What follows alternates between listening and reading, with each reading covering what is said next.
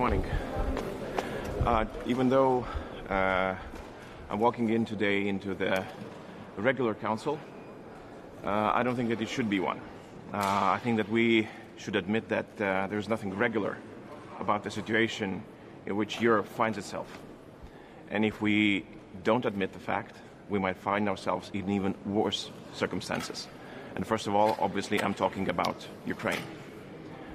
We've spent 2 years discussing, trying to figure out the way that we can help bit by bit Ukraine. But unfortunately, since we did not formulate a strategic goal for what we are trying to achieve, we are unable to declare that we're in this for the victory. This brought us to the situation which is not getting any better. And if we don't wake up to this new reality, if we don't put our heads together and find the solutions that would be new, creative, that would reform the battlefield, and unfortunately, I don't think that we will be listening to many good news in the future. That will be my main message here today. Germany said they don't want to give more to the EPF, European Expertise Facility. What do you think about it? Well, I think it's very unfortunate. EPF was the only mechanism that Europe has been able to form. It was a successful one. And now when we're talking that Europe should be able or could be able to form a fund of 5 billion euros, when Germany alone is considering sending 7 billion euros. So for the 27 countries of Europe, 5 billion should be days' work, hours' work, to decide on things like that. But there is more to it. There is a principle of European unity, of the reason why we're here today, the 27 of us, why we make decisions together, why we seek for decisions that would make us closer and more stronger together. Of course, we can do things bilaterally, but it's way more difficult for a country like mine to support Ukraine bilaterally than be in a group of 27. Same was working with COVID, right? We were purchasing vaccines. If Lithuania were alone to purchase something for our citizens, then we will still be waiting. The same goes for equipment that needs to be sent to Ukraine. So it is unfortunate that we're unable to find a solution.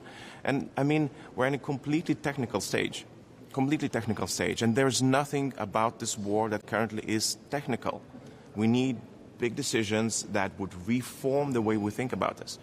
And I wish I could tell you that I'm optimistic that we will be able to find it, but at least the message has to be sent that it's not okay the way it is. On frozen assets, Kaja Kallas proposed to use frozen assets to support Ukraine. What is your take on this? Well, this came from G7, right? So it's a recent conversation, which we supported from the very beginning. Honestly, there are creative ways how to handle the risks that some of the countries see whenever taking and using the assets. But if we're stuck with our own money, then at least Russian money could be used. And I'm absolutely convinced that in this building and certain buildings out there are smart people who would offer solutions, legal ways how to handle it best. Minister, if things carry on the way they're going with your blessings, how realistic is the prospect for Ukraine? I mean, the one thing is that I have absolutely no doubt that Ukrainians are able to secure their victory. They've shown the courage, they've shown the will, they've shown the capacity and knowledge and competence, so many things that first of all, we did not believe that they have. And I don't think that many of us do have right now because, European countries, NATO countries have seen less of war than Ukrainians did. The problem is the equipment. The problem is the ammunition. They've been starved of ammunition for a very long time. Now the calculation is 6-1. That means that for every 6 rockets that the Russians are able to fire at Ukrainians fire back just 1. So it's a miracle that they are able to withstand so far. Denmark is the first country that said they are going to put their whole artillery force on Ukraine. What do you think about This is the leadership that Europe needs.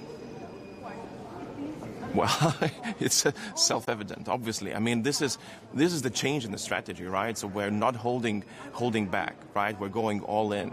Russians are. They are going all in to destroy Ukraine, and who knows what else. And countries that are closest to Russia, they do understand that this is what needs to happen, right? We cannot have half measures. We cannot be foot dragging in this. And this is the understanding in most of the Nordic and Baltics. This is the understanding in most of Eastern flank. Those who are under direct threat themselves, right? If Ukraine falls, everybody is very clear to understand. We will be next. Putin has no intention to stop. He won't be able to stop.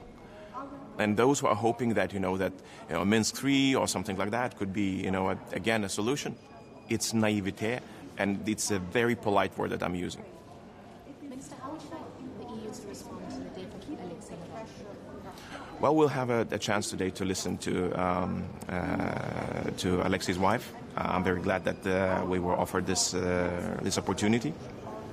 At the very least, we should be talking about sanctions, first of all. We did that in the past.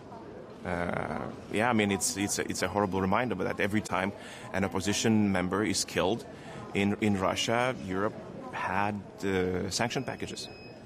Now, it's the very least that we could do, and then demand of release of his body and a proper burial that his family and the people who trusted in him that they deserve. That's the very least that we can do. Thank you so much. Thank you.